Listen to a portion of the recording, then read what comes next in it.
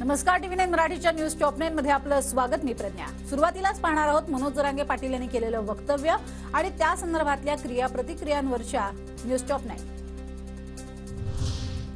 17 दिवसांनी आमरण उपोषण मागे घेण्याचा मनोज जरांगे पाटलांचा निर्णय. 2 दिवस उपचार घेऊन पुढील दिशा ठरवणार अशी माहिती. मात्र साखळी उपोषण सुरूच ठेवणार. जरांगेंच्या तोंडातनं तुतारी वाजतीये असं वाटतंय. फडणवीसच उद्या मराठ्यांच्या बाजूने कोर्टात उभे राहतील. जरांगेंनी माफी मागावी, नितेश राणेंची मागणी. फडणवीसांनी रात्री बंदुकीचा फोटो टाकला. हा प्रयोग रात्रीचा होणार होता. मला सागर बंगल्यावरती बोलावलं पण दारं लावून घेतली. शहाणी भूमिका घेऊन अंतर्वालीत जातोय. जरांगेंची फडणवीसांवर खोचक टीका.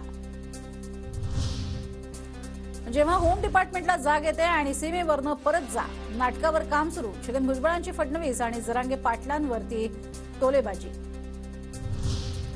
मनोज जरांगे यांच्या सगळ्या वक्तव्यांची चौकशी करून कारवाई केली जाईल. जरांगे यांच्या बोलण्याला राजकीय वास येतोय. शासकीय मालमत्तेचं नुकसान केल्यास पोलीस कारवाई करणार. शंभूराज देसाईंचा इशारा.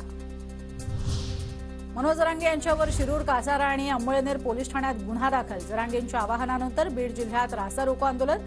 जमाबंदीचे आदेश झुगारल्यानं गुन्हा नोंद.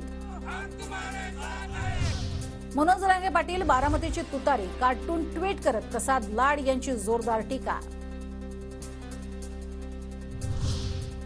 जरांगे यांचा बोलवता धनी तुम्हाला माहिती नसेल तर गृहमंत्रीपदाचा राजीनामा द्या. तुमच्या आजूबाजूला कोणी नाही ना? संजय राऊतांचा फडणवीसांनाच सवाल.